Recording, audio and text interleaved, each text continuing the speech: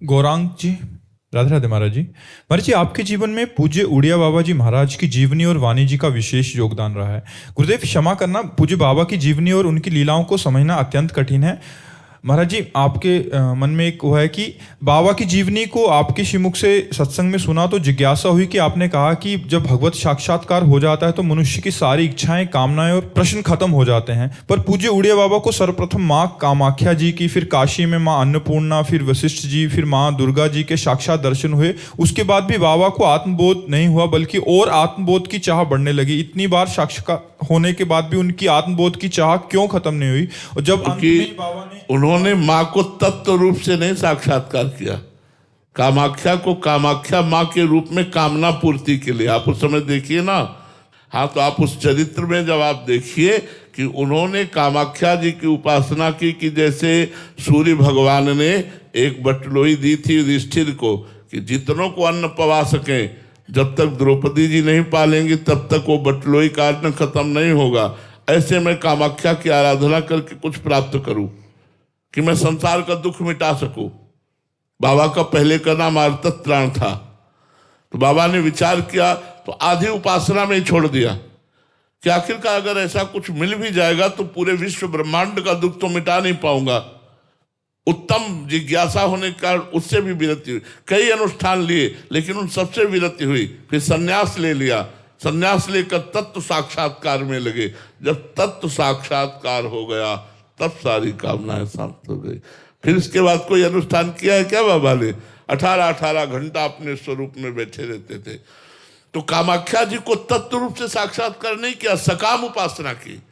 तो सकाम उपासना से किसी देवी देवता का दर्शन हो जाना भगवत साक्षात्कार नहीं कहते।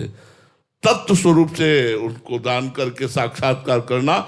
जैसे श्री रामकृष्ण परमहंस जी ने काली माता को तत्व रूप से साक्षात्कार किया कि परम तत्व है, यही कृष्ण है, यही राम है, यही सब कुछ है। तो बोलो फिर और कोई उपासना की क्या?